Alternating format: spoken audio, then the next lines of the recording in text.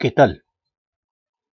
Vamos a hablar ahora de lo que es asignación. Vamos a ver sobre todo los dos principios de Wardrop, ¿no? ¿Qué ocurre cuando hay congestión? ¿No? La asignación que se ve inicialmente, la básica, la que es un poco irreal, es la asignación todo o nada, ¿no? Se identifica el camino más corto y se asume que tiene capacidad ilimitada, infinita, y se manda todo por el camino más corto, ¿no? Entonces, esto corresponde al tema de asignación de viajes y es una metodología que vamos a presentar que ya es más real, pues, ¿no? Toma en cuenta el efecto de la congestión.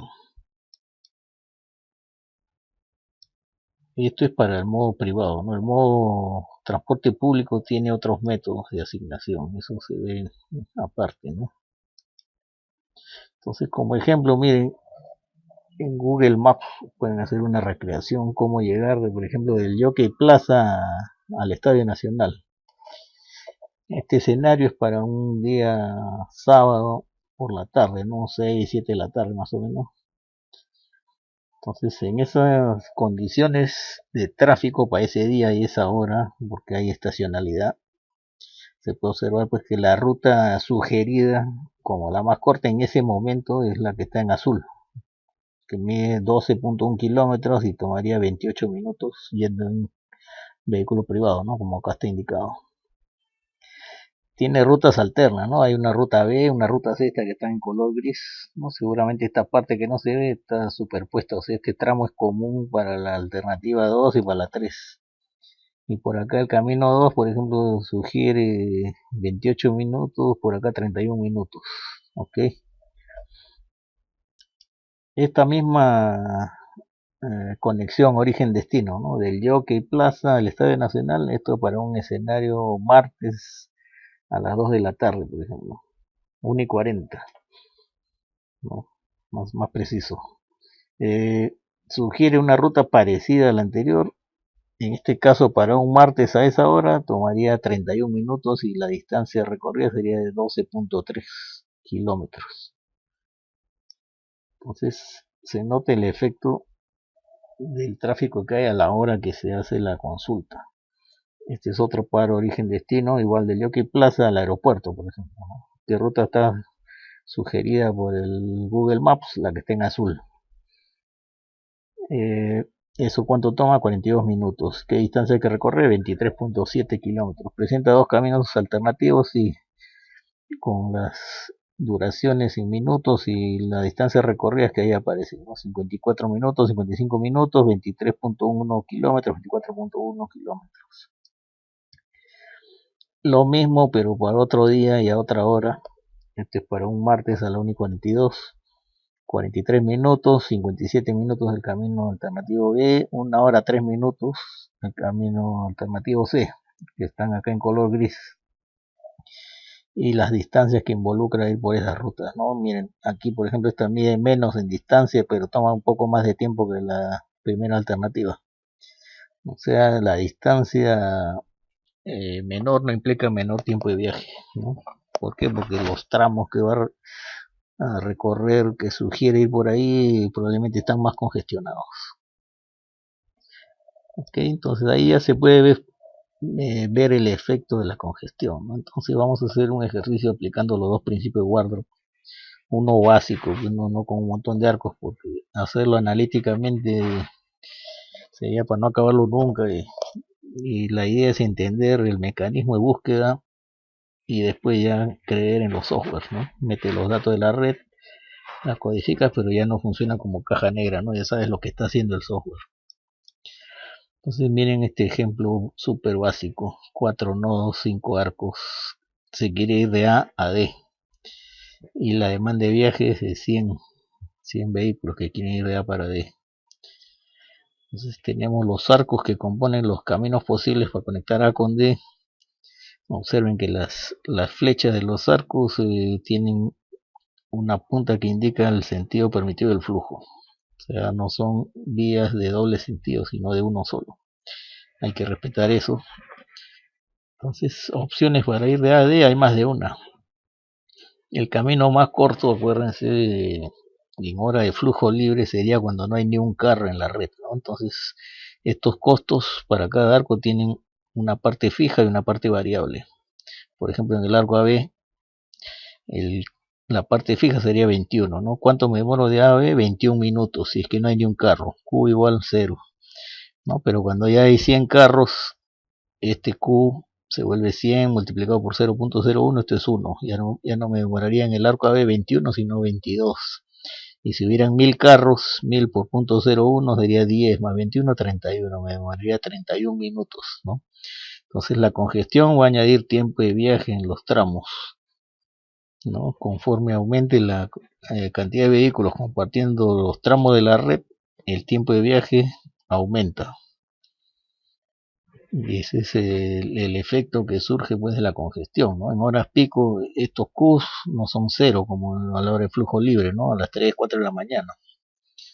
Entonces esto en hora pico pues es notoriamente influyente en el aumento del tiempo de viaje en los tramos, ¿no? Yo recorro la misma distancia de A a B y a distintas horas tengo distintos tiempos de viaje, ¿no?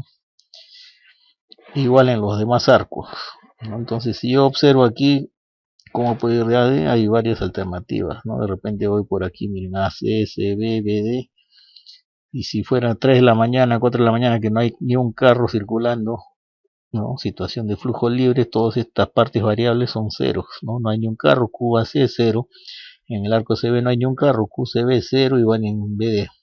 Me demoraría 8 más 4, 12 más 6, 18. Sería el menor tiempo posible, ¿no? En cambio, si voy por arriba, por A, B, BD, igual en hora de flujo libre sería 21 más 6, 27. Y por abajo 8 más 19, 27. Entonces, los tres caminos posibles son 27, 27 y 18, ¿no? Sus tiempos de duración. En flujo libre, pues el camino más corto o más rápido sería ACSBBD, porque me tomaría 18 minutos.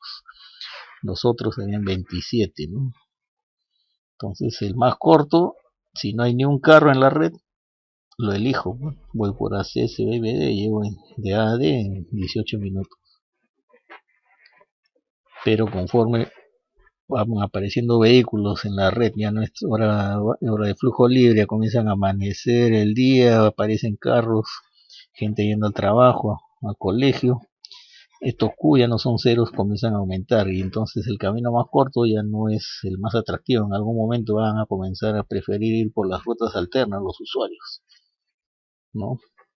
¿Qué pasa si a las 6:30 de la mañana pues ya hay un montón de carros circulando? Supongamos que hay 100, estos 100 justamente eligen ir por la ruta más corta, que era la que se veía a las 3 de la mañana cuando no había nadie. Multipliquen aquí por 100 cada una de estas funciones, ¿no? Reemplacen 100 en la parte variable. 100 por punto 1, ¿cuánto es? 10 más 8, 18. O sea, en este tramo ya no me demoro 8, me demoro 18. Acá igual. 100 por punto 02, ¿cuánto es? 2 más 4, 6. Acá me demoro 6, que es 50% más de tiempo que en situación ideal de flujo libre, ¿no? Y acá también 100 por punto 1 es 10 más 6, 16. Entonces, ¿cuánto tengo acá? 16 más 6, 22. Y acá 18, 22 más 18, 40. O sea, el camino más rápido que era en situación de flujo libre, ahora me toma 40 minutos. Si es que hay 100 carros yendo de A a D y todos deciden ir por el camino más rápido. Entonces por acá era 21 más 6, 27, ¿no? Y por acá con los 100 que eligieron ir por el camino más corto, son 40, demoro más, pues.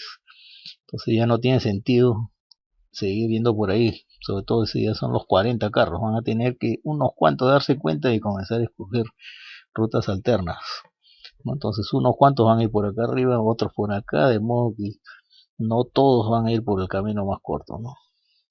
Entonces ya no tiene sentido esa asignación todo nada, no todos por el camino más corto y nadie por los caminos alternativos. Se van a tener que recomponer los flujos en todas las alternativas para ir a parar. Ahora ese reparto se va a dar pues teniendo en cuenta ciertos principios de equilibrio, ¿no? Y eso es lo que ha estudiado Guardo. Entonces en este ejemplo primero identificamos las rutas existentes para ir de A a D, ¿no? Que ya las vimos. La primera opción sería esa que está en rojo, A, B, B, D. Otra ACCD, Y hay una tercera que sería AC, CB, BD, o sea, los caminos no tienen la misma cantidad de arcos. No hay caminos que necesariamente vayan por un solo arco, ¿no? De repente hay una vía de evitamiento de AD de frente por un arco adicional, ¿no? Si es que hubiera, sería una opción más y habría que analizarla también. Pero en este caso solamente hay tres rutas, las que hemos indicado acá en rojo, ¿no? Esta y la tercera. Entonces, estos 100 vehículos que quieren ir de A a D se van a repartir en esos tres caminos posibles. Esos son los tres caminos posibles, los puntos por donde van a pasar, los nodos que van a pisar y los arcos que van a estar involucrados en conectar de A a D. Entonces, estos 100 viajes o viajeros se van a repartir en las alternativas existentes, ¿no? Yo no sé cuántos son, le pongo un nombre a la variable que vamos a tener que descubrir cuánto es. H1 eligen ir por la ruta 1, que sería AB, BD, pasando por esos arcos. H2 eligen ir por la ruta 2, por AC, CD, y H3 eligen ir por el camino alternativo 3. O sea, van a pasar por los arcos que componen ese camino, AC, CB y BD. Y al final las tres posibilidades que hay para ir de AD van a servir para que los 100 usuarios se conecten, ¿no? Unos cuantos por cada camino. Entonces, superponiendo todo, tendríamos esto. Ya con flujos en arcos, ya no en caminos, ¿no? Por ejemplo, el arco BD es común a los caminos 1 y 3, por eso en el arco BD hay flujo H1 y un componente H3. Igual en el arco AC tenemos un componente H2 y un componente H3. ¿Por qué? Porque el arco AC es común a dos caminos, al 2 y al 3. Y esto se complicaría un poco más, pues con un caso más real en el que hay más orígenes, más destinos. Acá solamente hay un origen A y un destino D. Con más orígenes y más destinos y más arcos y más nodos, la red se vuelve ya pues inmanejable hacerlo esto artesanalmente con lápiz y calculadora, ¿no? Pero vamos a hacerlo así analíticamente para entender el mecanismo. Entonces, ¿cómo sería el reparto de los 100 viajeros, ¿no? ¿Cuánto es H1, cuánto es H2, cuánto es H3? Lo único que sabemos es que suman 100. Entonces vamos a ver que esa respuesta de ese reparto, esas proporciones que guardan esos tres H's van a ser diferentes según cuál principio de guardo se aplique. Tenemos el primer principio que es conocido como el equilibrio de los usuarios y el segundo es el equilibrio del sistema o el óptimo del sistema. Entonces, en el primer caso, el reparto cómo se da siguiendo una regla que dice que cada usuario elige su ruta en forma independiente sin tener en cuenta la decisión de los demás. ¿Y cómo se representa eso matemáticamente, algebraicamente? Con el siguiente supuesto, ¿no? Que los costos unitarios de cada ruta son iguales y los menores posibles, ¿no? De las rutas que van a tener flujo. Si existiera algún otro camino alternativo para conectar el mismo paro de, pero tiene un mayor tiempo o costo, no va a ser usado. Entonces, todos los caminos que van a tener parte del flujo, parte de esos 100 usuarios que quieren ir de AD, tienen que tener el mismo costo y ser el menor posible. Eso es lo que dice el primer principio. En el caso del segundo principio, ¿qué se busca?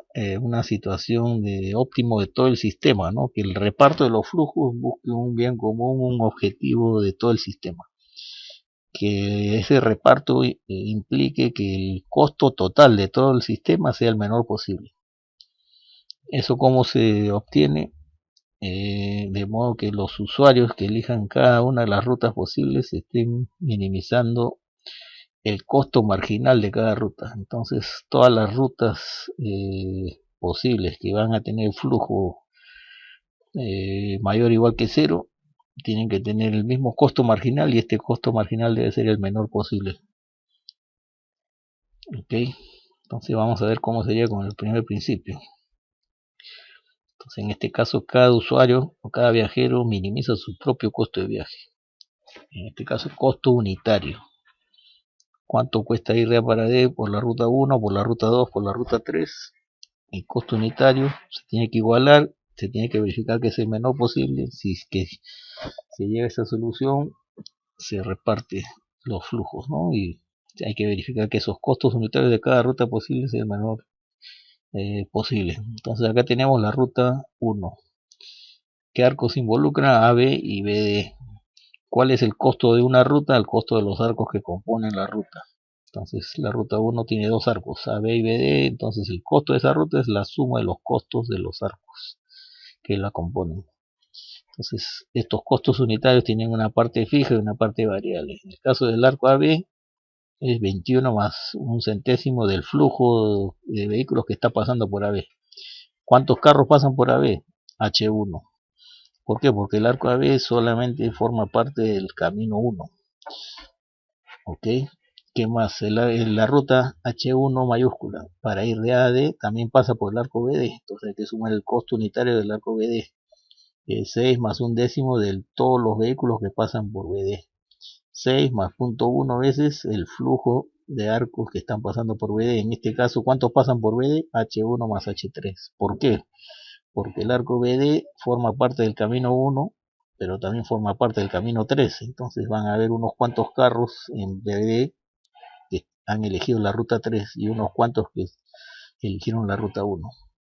Entonces se reemplaza, se acomoda y se guarda esa expresión. Para la ruta 2 lo mismo. Son dos arcos, AC, CD.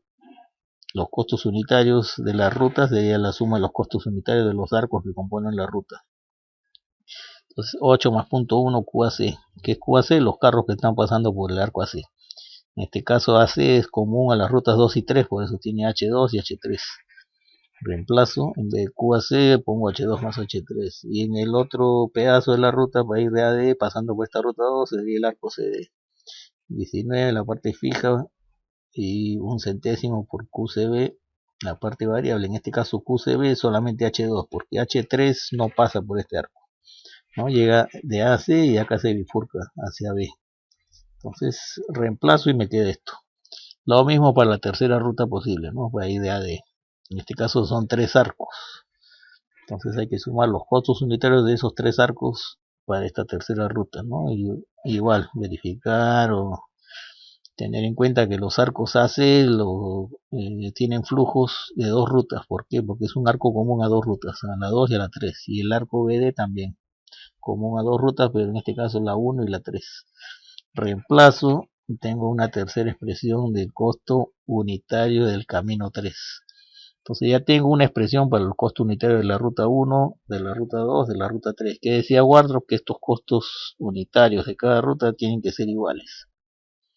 Ok, tengo 3 variables, H1, H2, H3. Aparentemente acá hay 3 ecuaciones, ¿no? El costo de la 1 con la 2 son iguales, la de 2 con la 3 son iguales y la 1 con la 3, solo que ahí hay una redundante. Entonces en realidad tengo 3 variables con 2 ecuaciones. Entonces, ¿de dónde saco la tercera? De la conservación de flujo, ¿no? Que el reparto es 100. H1 más H2 más H3 es 100. Entonces ya tengo un sistema ya algebraico, que es 3 ecuaciones con 3 incógnitas. Hay que resolver y lo que salga es no necesariamente. ¿Qué pasa si uno de los H sale negativo? No sería coherente, ¿no? Entonces hay que verificar esto, que sean no negativos. ¿Qué pasaría si alguno es negativo? Ese camino no lo usa nadie. Entonces hay que volver a resolver el sistema ya sin tomar en cuenta ese camino. Entonces supongamos pues que H2 me salió menos 18.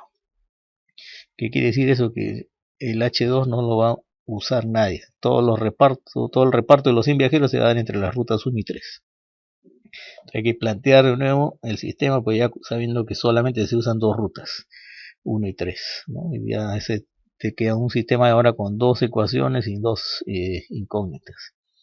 Entonces resuelven esto y llegan a la solución que H1 es 20, H2 es 20 y H3 es 60. Ok, listo. Superpongo aquí 20, 60 acá. Aquí era 20 más 60 porque este es un arco común a las rutas 2 y 3. Y acá también, este es a la 1 y 3, 20 y 60, 80. Y este solo 2, 20. Entonces los flujos que tenía por caminos ahora los tengo aquí por arcos, ¿no? Son 5 arcos, tengo 5 flujos en arcos.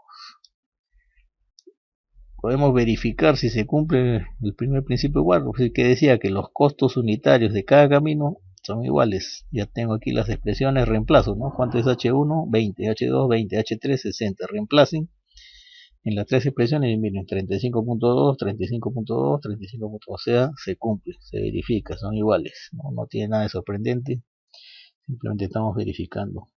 Como son costos, esto puede estar en minutos, puede estar en soles, puede estar en kilómetros. Uno la función de costo la maneja en las variables que crea conveniente, ¿no? Generalmente se minimizan tiempos de viaje, no distancias, porque la distancia ya hemos visto que es la misma a cualquier hora, en hora pico, en hora valle, día feriado, día de fin de semana, día laborable.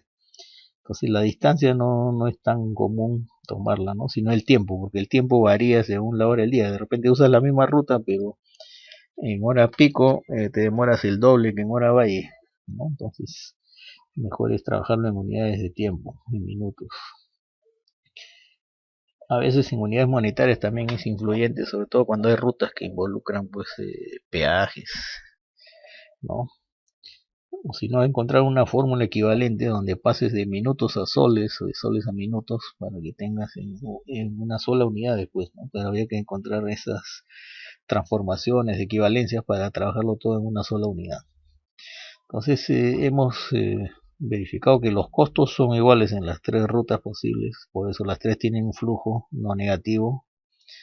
Se puede verificar además que el costo total del sistema podemos calcularlo de dos formas, sumando el producto de costo en cada arco por el flujo en cada arco para todos los 5 arcos, o si no el costo de cada camino por el flujo en cada camino para los 3 caminos, para ir de A a D.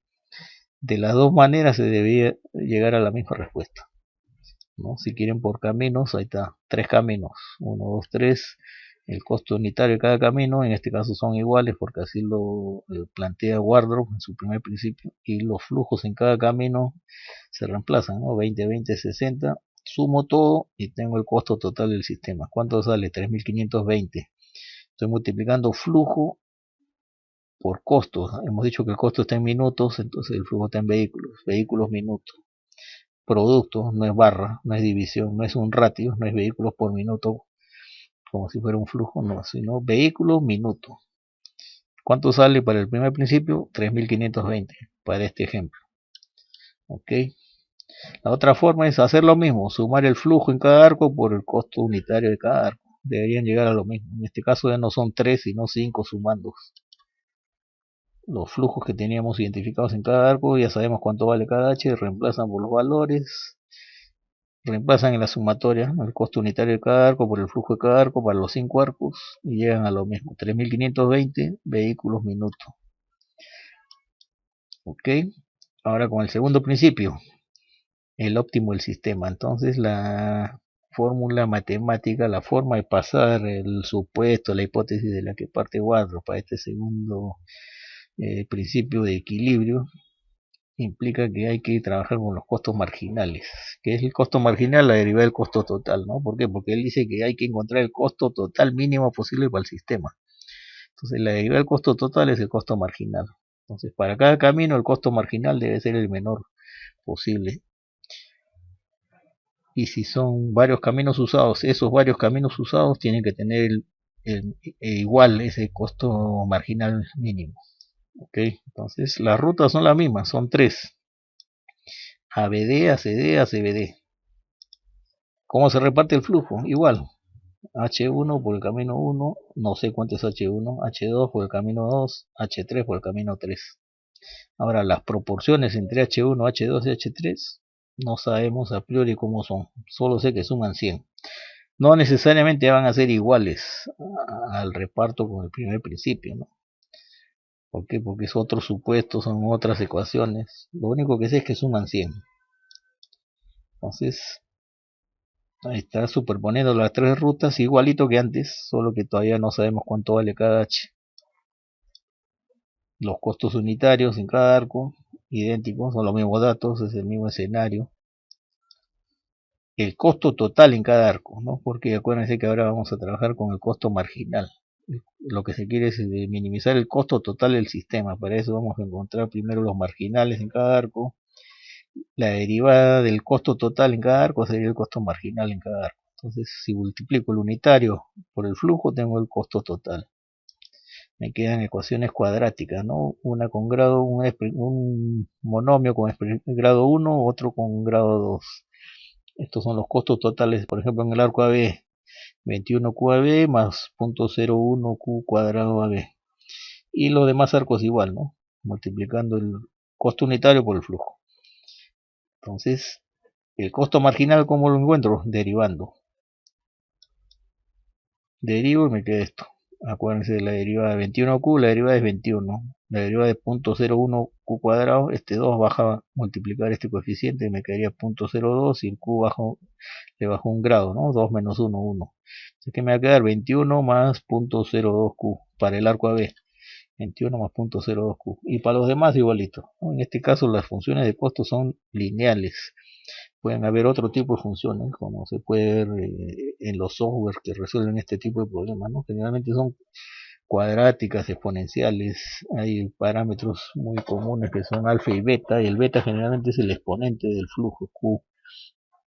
Eso por default los software dicen que es 4, ¿no? Elevado a la cuarta. Entonces imagínense, más carros por aquí, el tiempo aquí en este arco no aumenta linealmente, sino a la cuarta, ¿no? O sea, es bien sensible a un aumento de flujo. El tiempo por eso vuela cuando hay mayor congestión, ¿no? En horas pico, pues esto ya no te demora 10 minutos, sino 1 hora y media a veces en ciertos tramos de la ciudad. ¿Ok? Entonces los costos marginales ya los tenemos aquí, ya hemos multiplicado el unitario por el flujo, lo hemos derivado y sale esto. Con estos costos marginales encontramos, que son referidos a los arcos, encontramos para los caminos, ¿no? Para el camino 1, el costo marginal sería la suma de los costos marginales de los arcos que componen, o sea, de las derivadas de los costos totales, ¿no? Derivan, suman, para los dos arcos, en este caso, ABBD, igual para el camino 2, ACCD, la multiplicación, tienen el total, lo derivan, tienen el marginal, y para el tercer camino igual. Entonces, esas tres expresiones que están ahorita en función de Q a C, QC, o sea, de flujos en arcos, hay que pasarlo a flujos en caminos. ¿Para qué? Para trabajar solo con tres variables, ¿no? Porque los arcos son 5, los caminos son 3, entonces con menos variables es más fácil la parte algebraica. Entonces reemplazo, ¿no? ¿Quién era QAB? ¿Cuántos pasan por el arco AB? H1. ¿Cuántos pasaban por BD? Era una parte del camino 1, una parte del camino 3. Van reemplazando, tienen un sistema de tres ecuaciones con tres incógnitas, ¿no? La tercera ecuación, ¿cuál es? La de conservación de flujo, esta, ¿no? Que H1 más H2 más H3 es 100. Resuelven su sistema de tres ecuaciones con tres incógnitas y sale esto. H1 50, H2 50 y H3 0. ¿Es posible? Sí. Ninguno es negativo. ¿Puede ser 0? Sí. O sea, esta es la solución. O sea, nadie va a usar la ruta 3. Eso es lo que nos dice esta respuesta, ¿no? Entonces todo el flujo de 100 viajeros se reparte mitad a mitad entre los caminos unidos. 50 por acá, 50 por acá. Por aquí nadie. ¿Por qué? Porque nadie elige el camino tercero porque no es conveniente desde el punto de vista del segundo principio guardia. Entonces hay que encontrar el costo total del sistema para este reparto basado en el segundo principio. Igual que en el caso anterior, se puede hacer de dos formas, sumando costos totales en arcos o sumando costos totales en caminos. Por caminos, no tenemos el costo total en el camino 1, los arcos que lo componen, los flujos en los arcos, reemplazo, me sale 3250, que vehículos minuto. De la otra forma igual, ¿no? De la otra forma es lo mismo, debería llegar a lo mismo. Ahora, esto de acá son los costos marginales, por si acaso. Se verifica que son iguales. Lo que hay que ver es la forma de encontrar el costo total del sistema, que nos sale 3250 sumando en arcos o sumando en caminos, ¿no? Se llega a lo mismo. Acá está por arcos, por ejemplo. 3250, y acuérdense cuánto salió con el primer principio, 3520. O sea, con el segundo principio normalmente se llega a una solución mejor. Pero para eso pues es una especie de objetivo algo utópico, ¿no? Es poner de acuerdo a todos los usuarios para que decidan con un objetivo en común, lo cual no es tan fácil en sociedades no muy disciplinadas, ¿no? Yo no sé si esto funcionaría en Alemania o en Japón, pero en Latinoamérica es un poco utópico, ¿no? Entonces normalmente se pone esto como una referencia, ¿no? Como un objetivo hacia dónde apuntar, ¿no? Entonces el Waze, ¿cómo funciona con esto? Con el segundo principio, ¿no? Te dice, anda por esta ruta, no vayas por esta porque acá hay un problema, se cae un árbol, hubo un derrame, un choque, entonces tú mismo vas decidiendo según lo que el sistema va monitoreando y te va sugiriendo. Entonces esas sugerencias que haces generalmente pues, basadas en el segundo principio. En cambio, el primer principio, no, cada uno apaga el Waze y elige su ruta pues, según su conocimiento empírico de la red, ¿no? Es como un taxista viejo que no usa GPS ni Waze. No, yo voy por mi atajo, no me falla. Entonces esa es la forma artesanal de resolver, ¿no? Entonces por eso generalmente haciéndolo analíticamente la asignación llega a un mejor valor, menor costo total con el segundo principio Wharton. Ahora, funciones de costo hemos usado lineal, ¿no? Normalmente existe lo que se conoce como funciones de costo BPR, ¿no? Entonces, esas tienen esta particular configuración. Perdón. Eh, un tiempo cero, que sería el tiempo que se desarrolla en hora de flujo libre, y la parte variable sería lo que está entre paréntesis. Es un coeficiente 1 más alfa veces el ratio flujo sobre capacidad elevado a un exponente beta. Entonces, estos valores de alfa y beta son coeficientes que se deberían calibrar para cada tipo de vía de cada ciudad, ¿no? Entonces, ¿por qué? Porque esto varía de un país a otro, de una ciudad a otra, y incluso el tipo de vía, ¿no? No es lo mismo una vía expresa que una vía local, una vía arterial, una colectora. Entonces, cada uno debe tener sus propios parámetros. Y incluso dentro de cada categoría de vías también hay diferencias. Una vía arterial de 2 carriles de doble sentido no es lo mismo que otra de un solo sentido y de 4 carriles. Entonces, mientras más detallada la categorización de las vías en una red, se supone que cada categoría debería tener su propio par de parámetros alfa y beta. Pero si no se hace ese estudio con datos locales, los software generalmente te sugieren estos valores por default. 0.15 para alfa y 4 para beta, ¿no? Entonces este 4, imagínense elevar la demanda de carros que quieren pasar a la cuarta, ¿no? Por eso es que es bien sensible el tiempo cuando ya hay flujo, ya hay congestión. Este T0 va a ser aumentado notablemente, pues el doble, al triple, a 5 veces su valor que era en condiciones ideales, cuando no hay ni un carro en la red, ¿no? En situación de flujo libre. Entonces, estas expresiones lineales que hemos usado, por ejemplo, para el arco AB, 21 más 0.01 QAB, yo puedo darle forma de modo que esto se parezca a la expresión de arriba de una función BPR, ¿no? Este 21 lo factorizo y sería por 1 más algo, y ese algo debe dar esto. Entonces a la fuerza saco un factor, ¿no? De modo que si yo multiplico esto, llego a lo mismo acá. 21 más 0.01Q, ¿no? Entonces es una expresión forzada, un artificio algebraico, entonces llego a esta expresión. Voy a tener esto, 21 para darle forma, ¿no? Que parezca una función BPR. 1 más 0.01 sobre 21 por C, todo esto sería el alfa. Y el Q sobre C, acá está un exponente 1, o sea, el beta es 1 para este tipo lineal, ¿no? Beta es 1. Y alfa sería todo esto. 0.01 veces la capacidad en el tramo, en el arco, porque estos son funciones de costo para arcos. Hay que saber ese dato, ¿no? Cuánto es la capacidad en ese arco sobre 21. Entonces, este parámetro se puede calcular, este ya está determinado porque es a la 1, ¿no? El Q acá está a la beta, acá está a la 1, entonces automáticamente beta es 1. Y listo, pues, o sea, una función lineal también es BPR, solo que para un caso muy particular en el que beta es 1 y el alfa se puede calcular conociendo la capacidad. Entonces yo meto esto al Transcat o al Visum o al Imsum, no sé, al software que quieran, y ya tienen los datos, al Tranux también, que es un software gratuito, ¿no? Y lo pueden resolver. Entonces le hemos dado la forma para que se parezca a la función BPR, ¿no? Un poco forzado, pero ahí está. Ahora, ¿de dónde salen estos coeficientes? ¿No? Yo les he dado el ejemplo con los datos dados. En realidad ese ejemplo está en el libro de Ortúzar, ¿no? Entonces él da los datos, pero se supone que viene de algún estudio de campo, ¿no?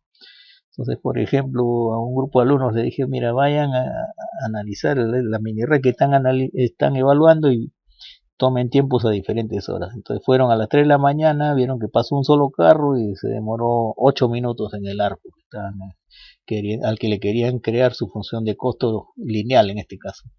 A las 7:30 estuvieron un rato, en un determinado intervalo contaron 4.000 vehículos, pero ya no demoraban 8 minutos.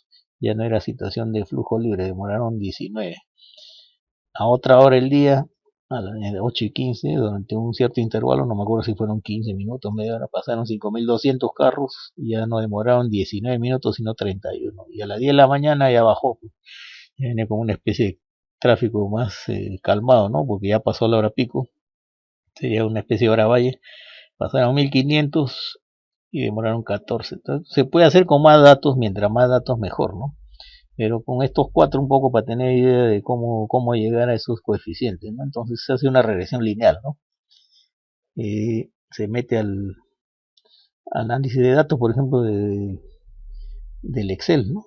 Te dice cuántos son los coeficientes, ¿no? El coeficiente Q de Q sería la pendiente de la recta, este sería el intercepto, y el R cuadrado sería el que te valía el modelo, ¿no? El coeficiente de determinación, ¿no? Punto 9, que está bien próximo a 1, o sea, este modelo está más o menos bueno, ¿no? Y sale esto. ¿Cuánto esté? 7.46 más 0.0039 cubos. O sea, la parte fija es esto. La parte variable es esto. Por cada carro que se añade al flujo en ese arco, se va a añadir 0.0039 minutos o segundos o lo que fuera, en qué unidades están, no sé. Y el tiempo de flujo libre sería este, 7.46. ¿Ok? Entonces de ahí salen esos datos. Ok, muchas gracias.